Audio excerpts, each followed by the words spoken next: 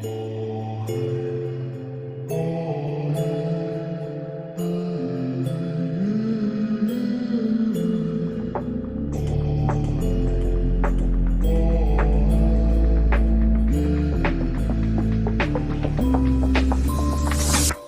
everyone, before I get started, I just wanted to let you all know I do not own any of the ideas for this design or creation. It all belongs to the amazing and talented Jackie, aka Tintenhamster. Every time I see their name on Instagram, I always translate it to Tintenhamster, but I know it's not. I met Jackie through my own Instagram page for my sticker/Etsy shop.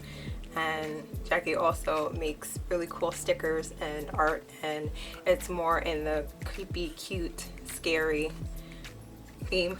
You all kind of know how I feel about Halloween and all of that creepy stuff, and I know a lot of you feel the same way, so I definitely would recommend checking Jackie out, and I will leave their information in the description box below, so definitely stop by and give it a look-see.